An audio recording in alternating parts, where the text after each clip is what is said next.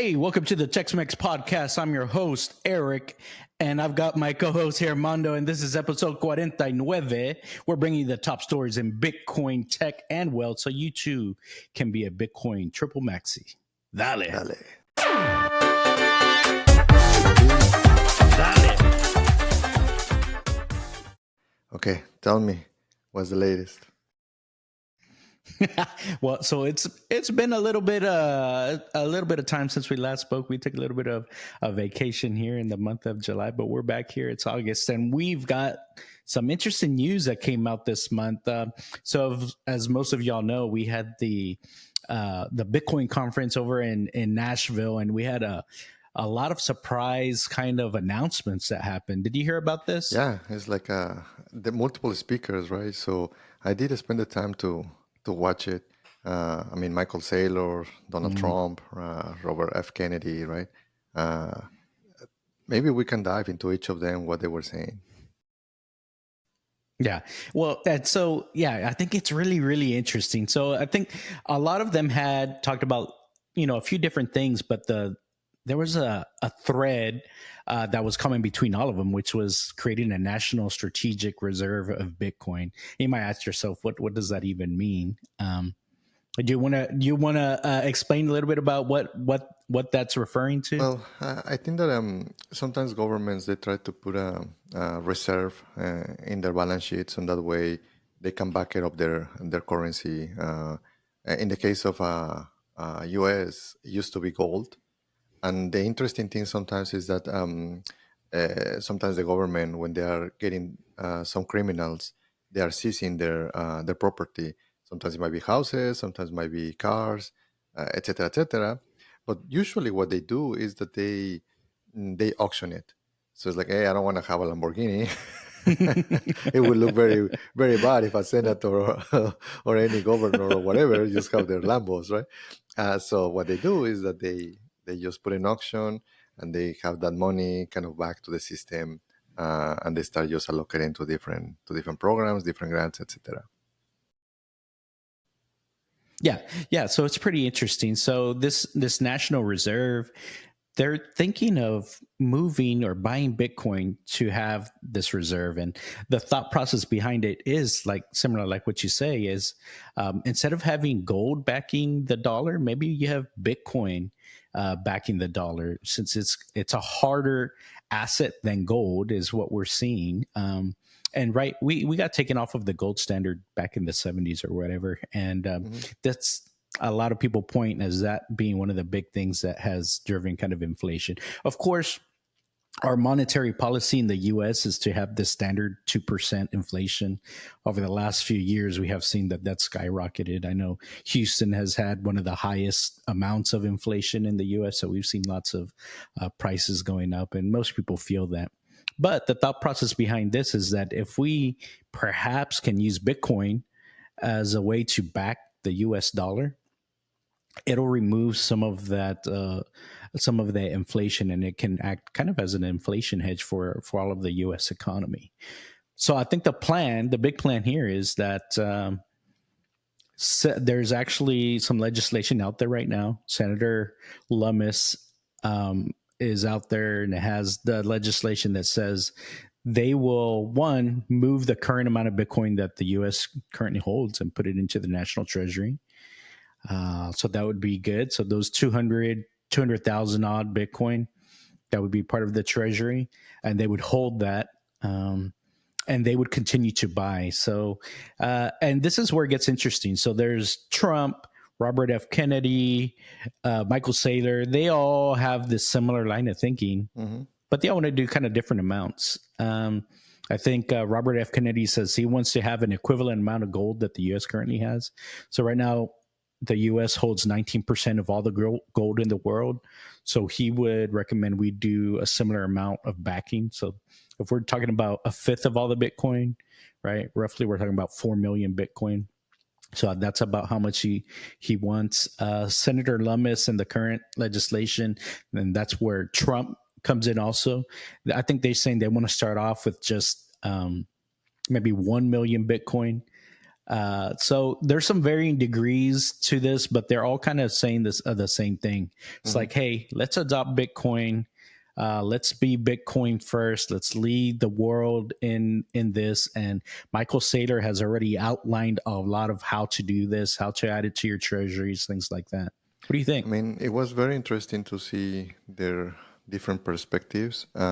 One from more on the traditional sense for capitalists like Michael Saylor, and then how is the governance and how is like from literally the candidate, right? In this case, Donald Trump. Um, for Michael Saylor, I was it was very curious how he frames his ideas. No wonder why he's like the speaker of the community, right? So one of the things that he was saying that in 2045, he's expecting about 280 trillions as an economy, and he was saying that Bitcoin, in some point, it might become between 5 to 7% asset allocating to that, which basically that will be a super bullish thinking that maybe we can bring almost to 49, 50 million a coin. And then he was saying his bearish outlook, it will be more like in the 3 million, 4 million a coin. What's your take on that? Do you think that he is like smoking something? Well, I think it's based a little bit on like game theory, and I think we've kind of seen some of this played out. It's in a lot of cases, it's like the first person to get there is going to win. So, if he's seen the U.S., if we're the ones that are going to really drive towards this, now we're not necessarily the first because El Salvador has been doing things like this. Maybe some other countries that are experimenting, but if the US gets into the game and they do it big, it really has the potential to drive a lot of this. Like you mentioned, the bull case, man, $50 million of Bitcoin, that doesn't sound too bad, right? But at the minimum 3 million, that's not too bad either. But we're talking about, I think they're in Michael Saylor's vision, he said this is a 21-year forecast. So we're talking, that's like what, five halvings from now. Yeah. I think five halvings from now, 3 million sounds kind of low. But that's the bear case. Now, the middle case, I guess, is kind of the base plan. He thinks likely it'll be more so around maybe $15 million, $13 to $15 million in that area, which sounds a little bit more reasonable, especially 21 years from now. We're talking about because the dollar's going to keep inflating, things like that, and Mhm. that's normal, even at a smaller percentage. So we would expect everything to be going up in price and value. So I think he's spot on. It makes a lot of sense. It's going to keep getting harder and harder. The asset itself of Bitcoin, very similar to how things used to be with gold. It's just bringing it into the next generation, right? It's all digital. Yeah.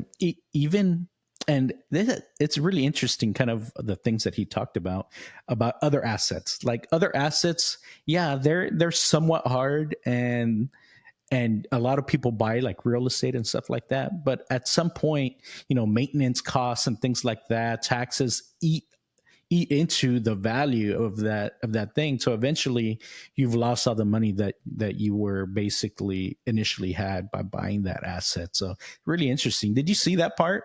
It's kind of cool. That was one of my favorite parts of his presentation. He has this slide where he calls it the Bitcoin is a revolutionary advance in economics. And he, very simplistic way, which I really feel when somebody is putting ideas that they are super complex in a very simplistic that almost an 8, 10 year old can understand it. It's like this person is a truly teacher, right? And they understand the concepts. And basically, the slide has a lot of the assets, literally from the assets that they can last 1 year up to I guess 10,000 years, and that's kind of the premise of the slide. What assets out there can last up to 10,000 years? And obviously, he has like a Bitcoin in that point. And in the other extreme, he has like coins, shoes, cars, right? And also even he throws there like a King Ranch. It's like, hey, if King Ranch that is like this massive ranch and it only lasted, I don't know, 120 something years, Yeah. like can your Bitcoin surpass that? Yeah, of course, yeah, because it's digital. But yes, it's a very cool slide. Maybe we can put it there on the video. I like that example of the King Ranch because supposedly that's like one of the longest operating ranches in the U.S. and I think he specifically said 173 years. Like that's like the best that we can do. So if you buy a plot of land and put a ranch on there and try to operate it, the longest example that we've had that will stay as like an asset that you control in one piece, it's 173 years. So if you're thinking in terms of how can I pass down this money down to the multiple generations and things like that, it becomes very, very difficult because there aren't that many things that will end up lasting and keeping their value over time. And it was really interesting. A lot of times people are talking about Bitcoin, but then they also start weaving in AI. So, Sailor's like, well, once you give AI your Bitcoin or your Bitcoin keys, or they're the ones that are managing it, right? Sky's the limit. That can last for 10,000, 100,000 years because of just the automations. It's all digital and things like that. So there's nothing that's eating away at the value. I see it like, I've got a rental house, but this rental house, we got these storms that come through here, right? I got to fix the fence. I've got to fix the roof. The air conditioner needs replacing. You've got to, update it. You got to put in a new kitchen, a new bathroom every 10 years or so. You got to refinish the floors. You got to do the maintenance of your landscaping and you power wash your driveway. And, the list goes on and on and on, right? That eats away at the value of the asset that you bought. So while yes, the value is going up over time, you're also paying like taxes and things like that and all these maintenance costs that really eats away at that value that you have. So there's a lot of truth in what he's saying. And Bitcoin as a digital asset, digital property doesn't have all of that maintenance that's required. It's a little harder to secure it. And I say that, not necessarily hard, but there's some risk involved with it. You got to get that right. You can't leave your stuff out on the exchanges and things like that. But once you figure that out, it can be there safely for a long time. Talking about exchanges, Empty Gox finally start releasing the coins that they have almost for 10 years though. And I mentioned in the post before, I was one of those. It was a forced huddle. Sometimes that's the best kind. I mean, it's like I'm not complaining, right? Obviously, I'm complaining that I lost a huge portion, but I mean, who will know, right? If Yeah. I have been holding it, so I'm not in that camp. I feel that I have been hodling for a while, right? But I can see on the Reddit a lot of people were saying, you know what, I'm kind of happy that this happened because they forced me to to hodl, and some other people, they are kind of telling them, no, you didn't have access to it, so this is bad. But it's interesting the different perspectives on the whole situation. Yeah. I mean, it's so. So y'all may have seen some of the price fluctuations. People are saying, "Oh, it's all these people that are getting their Bitcoin. They're selling some of it. There's some downward pressure." I don't know.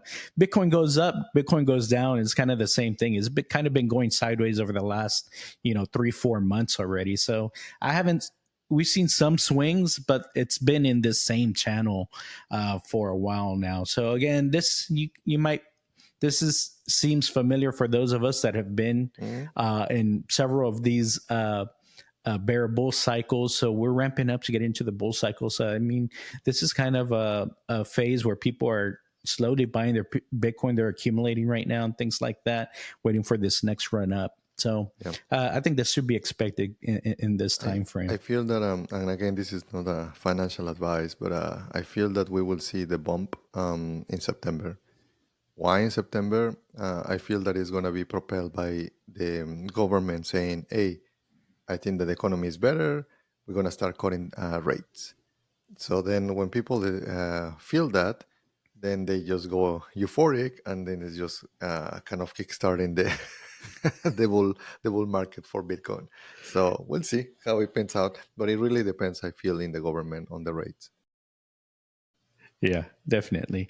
Now there were some other things that came out. A lot of, like I said, some of these folks had some other things that really the Bitcoin people liked. One of them, Robert F. Kennedy, did say a couple of these grabbed my attention. Is that he would make it so that you can make it a 1031 exchangeable. So for those of us that are into the real estate and things like that, so usually you can sell a property, and then as long as you buy another property pretty quickly, you don't have to pay the taxes on the profits from that first property.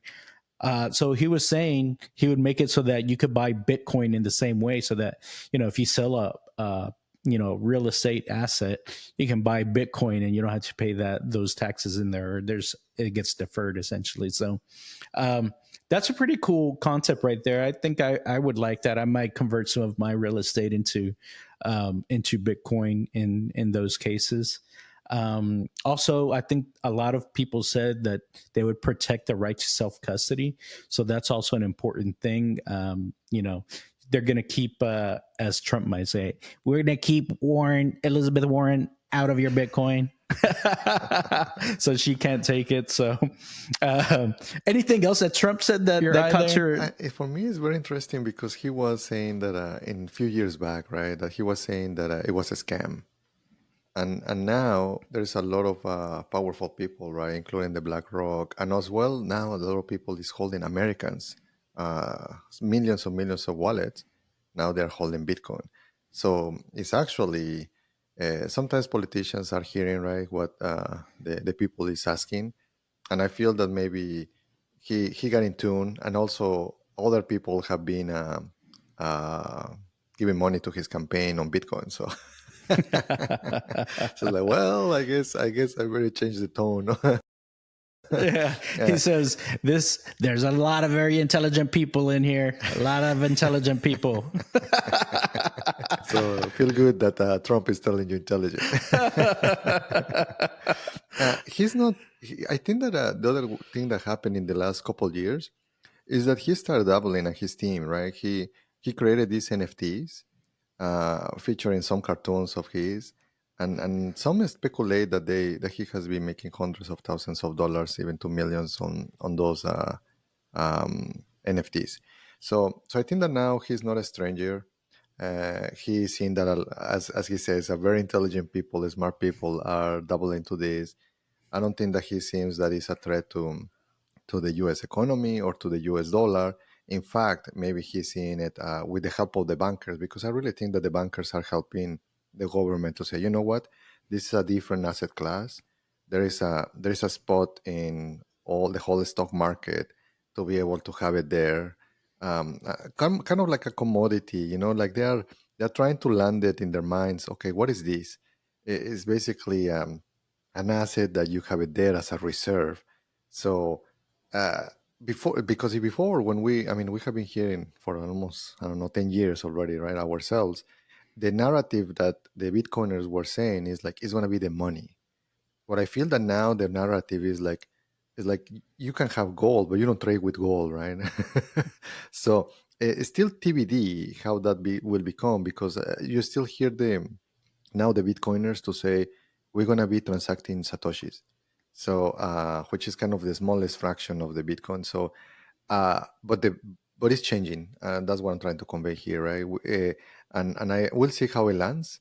But the good news is that right now it doesn't feel like people is saying, hey, this is only done by criminals and for criminals. And I think that was the other thing that Trump said, that it was enough for the guy from Silk Road, that he's planning to pardon the person, which is an interesting point too.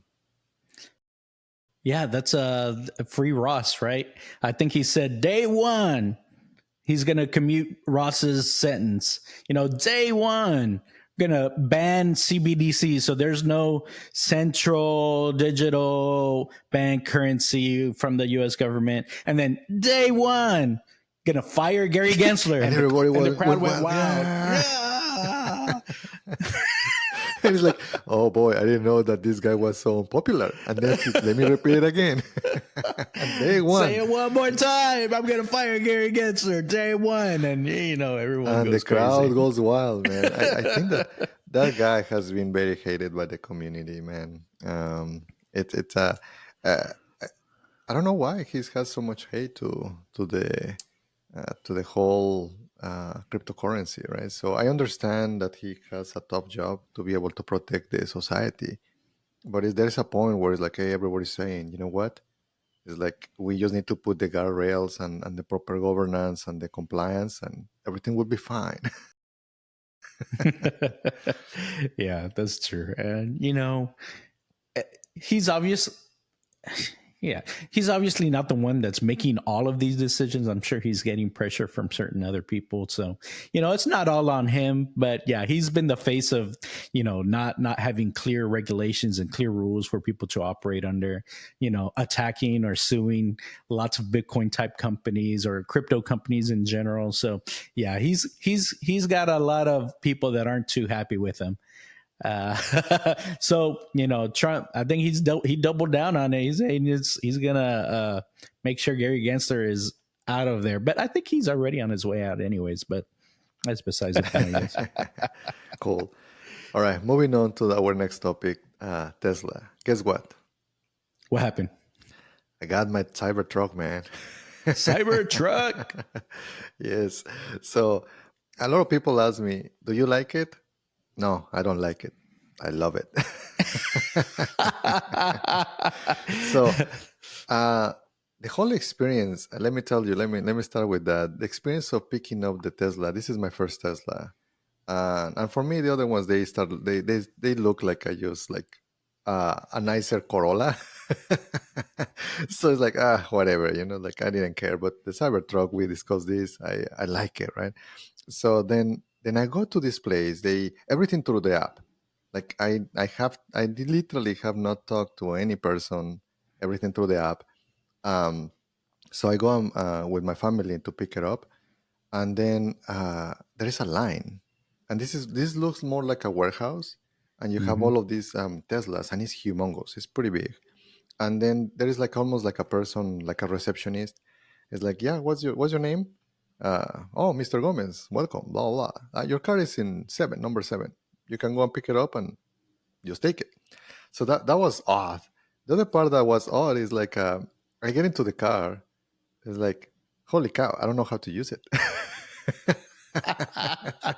It's like doesn't have anything, like literally doesn't have buttons, doesn't have like keys, doesn't have anything physical, right? So that is a shock. It's like, oh man, it's like, okay, well, let me understand the UI, because it has only the screen, right? Massive screen. So let me understand the UI. And then a few buttons, right? The wheel, by the way, the wheel is like a square type of the wheel. Squircle. A Squircle. square circle. Squircle. Yeah. Then okay, finally, and it was kind of hard to get from the cars, but that's where I actually saw that the Cybertruck has very good maneuvers, because in a very tight spots I was able just to maneuver. So then it's funny because the person that was by the door, they were closing the door. It was like kind of 6 p.m. And then it's like she was just letting people out, and it's like, "Hi, friends, bye, friends." It reminds me a lot of like Disneyland, just putting you for the ride. So it was fun. Did you have a similar experience? Oh yeah, yeah. So I picked up my Cyber Beast also at the beginning of the month, at the beginning of July, and I have some video of it. So I'll probably share some of it, or maybe we do a specific pickup video or something like that, so y'all can kind of see what that process was like. But yeah, very similar, man. But I felt like they were hurrying me. They're like, oh, we got like another 200 deliveries going on. Like, get in and get out. Of course, I already have a Tesla, so I was a little bit more familiar with how to use it, but I was still same thing. Like that thing is super maneuverable, like a super tight turning radius, the 4-wheel steering. It's really easy to get around in tight spaces. So totally feel the same thing on that. One of the things I was like, hey man, how do you do your turn signals? So sorry, I may have cut off a couple people because I didn't know how to use my turn signals right away. I figured it out now. It took about a month, but No, I got I it was now. playing with everything, like because it was raining very hard too. Like Mm. literally, when I took it out, it's like it was raining. I said, "Shit, this thing is gonna oxidate like day one. Yeah. It's gonna rust." I So, got plenty of rust already on mine. all right. So it's like, yeah, the windshield, right? Like the big ass wiper. Hmm. So it feels like almost like, I'm not kidding, like a spaceship. Like you feel like in the future is like very smooth. The wheel is very like almost like how I feel like when you see in the movies that they have the rovers that you're actually on the moon. I got the I moon. feel like it is driving like that, like and I'm not kidding. The whole thing is just very futuristic, very simplistic. I didn't know about that, to be honest. I'm more like a luxury kind of a person, but now I feel that I will miss a lot of the things if I start driving, which it happens right now that I'm driving the other cars.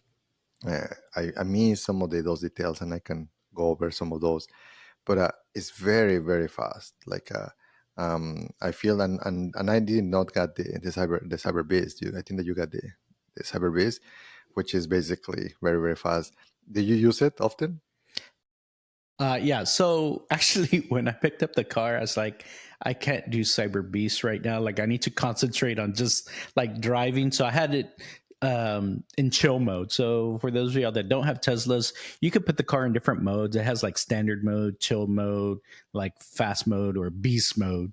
Along with there's some off road modes and stuff like that. So uh, I use it in chill mode for at least a week until I got like a good feel for it, because I was like, this thing is very twitchy in that it's like it's really fast. It really wants to go. It's but now I'm on. I drive only in beast mode, and it's just a lot of fun. It's actually so funny. There's a rule my wife instituted because she says whenever I step on it in beast mode, it makes her stomach turn a little bit. It feels like a roller coaster. So Like, I'm not allowed to do that after we eat lunch or dinner. I, Because yeah, it does get up and go quick. yes, I feel that that's maybe it gets used to. I'm not sure on the other Teslas, but it gets used to. It takes some time to figure out and adjust how you drive. And Hmm. the other one is the stops, because and I start liking that part. I'm not using the stop like literally the brake. The brakes. The Hmm. the slowing by itself is slowing down, but if you remove very abruptly the foot from the pedal, it just kind of like stops very very hard, right? So that you have to adjust your feet to be able to just kind of feel it smooth. So it's taking some time to adjust for that. Um, that's also one of the things, and I like it. I think that it's a different feeling. The other thing that I like though is when you stop and you're not paying attention, and suddenly you get a little ping for because there's a green light. So now when I'm in the other car, it's like crap, I don't have that. It's so true. The smallest thing makes such a big difference. I'm the same way. It's like, where's my ding? Like, come on. Well, we can ask Sandra to give you a zapping. Yeah, yeah. No, she's on her phone TikToking. So, The other thing is that some of this I rent a car and they had it too, which is the little red dot on the side, and as well obviously you have the oh humongous yeah. screen right in the center for seeing like blind spots. Hmm. So now I feel like in my other cars I have to look around a lot to be able to kind of figure out if there is a blind spot a car right that is coming in. Um, Yeah. Hey, but so tell me, how do you feel about the attention part? Because that's something that threw me way off. Right, I had a Tesla before, so a lot of mm, the things I was used to, but it's the attention that was kind of a little bit different. Have you seen anything yes, with and I'll, that? I'll tell you right now. I'm telling you all of the stuff that I like and love, right? And let's go with the stuff that I don't like. Number one, before we move to that, I don't like the puny rear side mirror. Right? They give you like a little like a little mirror. Like man, just like remove it, or make maybe it's Well, so it doesn't little. even work when you have the tonneau cover Doesn't closed, matter, right? man. It's It like doesn't this do is just anything. puny Hmm. rear mirror view. I feel that it's gonna break. Like I'm not kidding. Like the whole truck is like bulletproof, and you can jump on it and all of that, and very very solid, very very well made. And that thing, I feel that I'm gonna break it. Right? I don't even want to touch it. So, number one, Tesla, don't be cheap on on the mirror, or just remove it. Right? There was no point to have. Maybe it's by law they're gonna have to Yeah, to maybe. keep that. But yeah, I didn't like that. The other thing that I didn't like, man, um, fingers. Like I just literally touch it and it's like a fridge. Yeah. It's just yeah, that your fingerprints are everywhere, right? So that's another thing that is a bit annoying. I like it to be like clean and mint, and it's very hard to keep it that way. It's going to be an uphill battle, I will tell you right now, because mine, not only my fingerprints and my passengers' fingerprints, but people love to come up and just touch it. People just come and touch it. They'll try to look inside. So you see handprints like this on your windows and you see handprints on the side. So I don't No, no, know. wait I a don't know minute. if in It's one way outside they're or doing it on inside? purpose or what. It's just like, so like it's gonna be a while before that goes away, I think. But yeah, people love it, man. They love seeing it. They get so excited.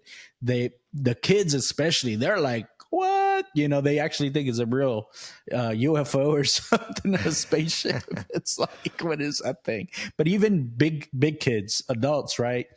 They get super excited. They want to see. They want to touch the buttons. They want to, talk to you. Seeing so much of that, Yeah. so it's a lot. The other thing, yeah, the other thing that I didn't thought it was, I didn't mind the attention, right? I mean, we are doing a podcast, so we are celebrities. Worldwide. so so I didn't mind that, but dude, I didn't know that it was so controversial. And it's like, it's starting with even family. It's like my two daughters, they kind of, one they kind of hated it, and the other one is like, so starting from there, it was interesting, the whole dynamic in the family.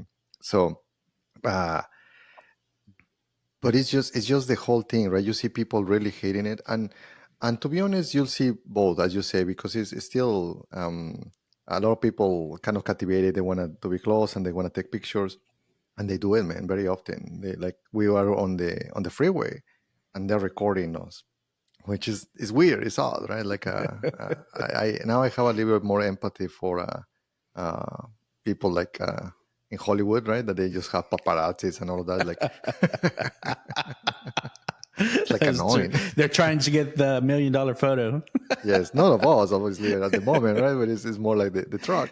Uh, The other thing that happened is that they my daughters, they were embarrassed, and I was asking them, why you're embarrassed, right? Like, what's your take there? Why do you think that people get embarrassed? I mean, well, actually, it's an interesting question. There's one of the things that I've seen is on Reddit. I was reading a Reddit post, and the Reddit post, like the title was something like, "Hey, I'm sorry, I'm like ignoring you. I don't mean to. I'm just like a big introvert. I don't want to talk to anybody when I'm driving my Cybertruck. In fact, like I feel like I can't drive my Cybertruck anywhere just because people keep coming up to them." And so I thought that was an interesting post. I was like, yeah, I could see that. Someone that doesn't want to interact with people. Obviously, we're not like that because we're out here putting ourselves out here into the world with our podcast. But for someone that's maybe not used to it or likes to keep a low profile, that Cybertruck is going to be hard to do that with, just because. So maybe it's just too much attention. Maybe that's what it is. It's like they're not yeah, used to it. They're embarrassed by it or something. yeah. I think that, and basically, the other problem is that our kids go to public school, so there is obviously discrepancies, right? And it's by design. We wanted to our kids to be able to deal with all kinds of people, and I feel that some of their classmates, oh, you have a cyber truck, let me take a picture, right? So I don't know if they felt comfortable, my kids, how to deal, because it's hard even as an adult. It's like it's hard. All of that attention, and it's like, oh, like that means that you're rich, because again, at the end of the day, this car is like three freaking cars, right? Yeah. so so yes, I understand that part. But it was odd. The whole that situation was odd, but everything was okay until this one, dude. Katie, I went traveling, and suddenly she sends me a message with an image. It's like somebody outside of the store left a message, a note, a written note saying, "Switch to gas, America." Dude, It's like the most American truck there is, but I find it ironic as well myself. It's like Cybertruck is close to the most American thing that you can be. I mean, it's made in Texas, right? It's in the Gigafactory, and it's literally bulletproof, big tires, right? What else do you want? It's like, I don't know, but I was planning to just get the video, extract the video to see who was the fool. And by the way, I don't know if you put already name your truck, but I felt that it couldn't have a female name. It needed to be kind of a manly name. And for us, we name it Mr. T. I pity the fool. So I pity the fool that wrote that. That's too funny. What? So did you find out? Did you actually have get the video of who wrote the note? I did not spend the time. It's like, man, yeah, it's like, it is. I just, God bless America, right? Like, well, I keep sentry mode on the truck. It's so funny. To me, it's just very funny to see like what people actually do or willing to do to like get in, look at, try and, there you see lots of stuff on that video, but it's more so it's fun. I enjoy that. It brings a lot of joy to people. A lot of people really love seeing something so different out on the road. And, that's one of the big reasons why I was like, I wanted to support this product that just is so different. It's outside the box, and I appreciate the taking that risk, because at the end of the day, it's a risk. You don't really know if people are going to grok to it or not. Right. But people have, and it's just kind of fun in Beach Town. So I've done a few road trips already. Right. I've already put 1,000 miles on the truck. So about in about a month, 1,000 miles. But took it out to the beach. People love it at the beach. I've seen a lot of, and I saw a couple of other Cybertrucks at the beach also. So, sorry, I didn't like respond to you if you're seeing this, because they like flash their high beams at me. I'm like, I don't know how to do that. It's like, I don't know where the buttons are. In the wheel, there is a button to be able to click at the high beam. So, and it's just temporarily. So you have to push it and it temporarily, and then it goes back. Okay, yeah. Yes. So I haven't got that far, but it's done pretty well on these road trips, though. For sure, a couple of things that I really really like, and my daughters now they start becoming fans of it. Is number one is that we put the Cucaracha horn. La cucaracha, la cucaracha. That's awesome. And the other one is that my daughters are like generation alpha. So it's like they just were born with technology. So they just like start clicking. I was like, how do you did that? Like, you just go here, here, and here, right? The other thing that they did is that they set up that every time that we leave the truck, the last one gets the fart noises. so it's just funny because everybody wants to be not the last one, because if not, it looks like you're farting. They're the ones that farted out. Oh, it's a lot of fun. Yeah, there's a lot of quirks to it, and that's what makes it fun, I think. So it sounds like the whole family's here. We're enjoying it. Sandra's been driving it too, or has driven it, and I told her you got to start in chill mode, because we don't want to jump any curbs or make any like a Dukes of Hazzard like jumps over anything. So. But it's very manageable. That's what gets me. It's like I've driven other trucks, right? F-250s, F-150s, and those feel pretty big. This doesn't have that same like feel. It feels like you can drive it. It's very manageable, and like you said, it's not. It's like an El Camino. Is that what you said? You still have that view right now? It's not a Lambo. It's it's not as tall, or I don't think it's as tall as an F-150, or it might be very, very similar, but like the a lot of the F-150s that I've seen are lifted anyway, so they're a little bit shorter than that. Oh, you know what else I like about it? Is Mm. this it has this mode that it automatically lowers Yeah. whenever you get in and out. So like you're not having to jump into it or anything like that. You can just step into it pretty easily. It's pretty nice. I don't know. Yeah, I keep mine in medium. I don't like it to be too short because I do feel that that's how El Camino. So I like it to be higher, right? So, um, but yeah, it's I do have couple things, dude. Like Elon, if you're listening to this, where is my full self-driving I'm waiting too. feature? Apparently this latest one's really good, so we'll see. And the other one, Elon, remove that puny rear view mirror. That's a joke. Everything else is just awesome, pure Yeah. awesomeness. It's true. It's very true. I will say though, I already had one issue. My issue it actually came. It came this way. So there's on the tonneau cover, there's these two rubber seals basically on Mhm. either side. I guess to keep water out or something like that. Well, one of them, the adhesive had corroded or something. So as I'm driving down the highway, there's this big long rubber uh, seal that's just No, dude, waving in the that wind, that was and the so it's about to raccoons. tear off. That was the raccoons. Yeah, Right? the raccoons got to it. Yeah, so I've got to get that fixed. So I need a new one. So right Could now you I have it. explain why the raccoons though?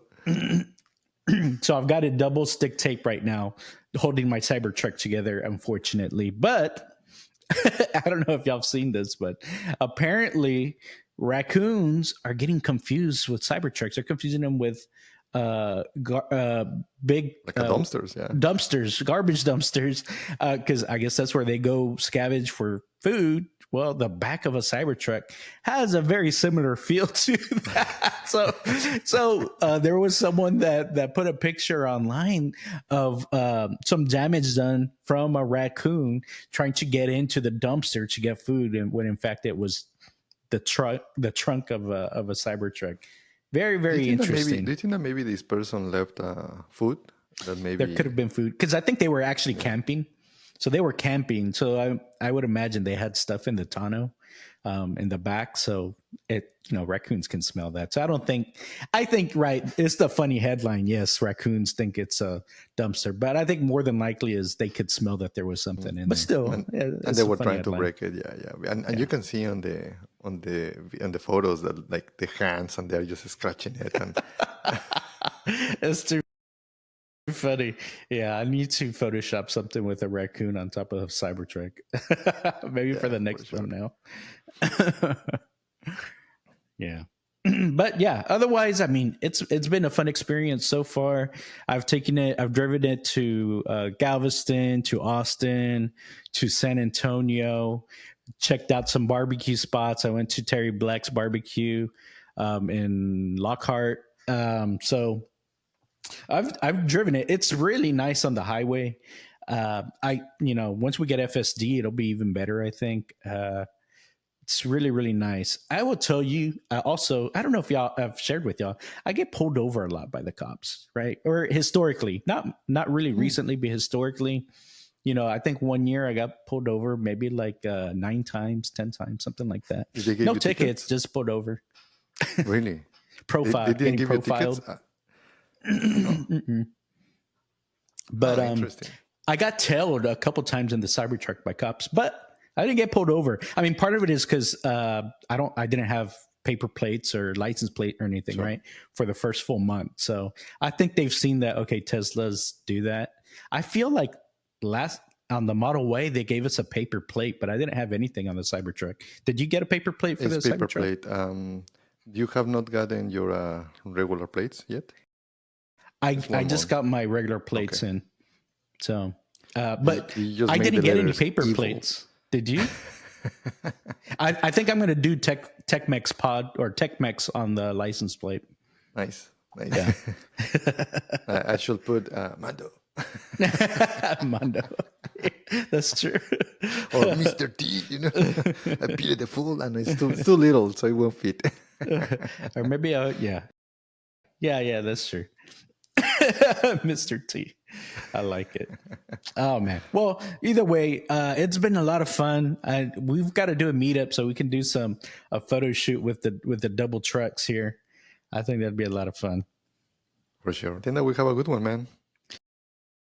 Yeah, I think that's it. I want to remind y'all to like, subscribe, and comment. If there's anything y'all want to hear specifically about the Cybertrucks, if there's any questions about it or anything like that, let us know. We can put something together for y'all. If you haven't watched our viral Bitcoin all-time high videos, check them out. They're music videos. It's just kind of fun. I know right now the Bitcoin price is staying within this channel, but I think the other day we got up to 70K. It's just a few K away from the all-time high. So hopefully we'll be seeing that here pretty soon. But that's all that we've got for today. We'll see y'all next time. Dale.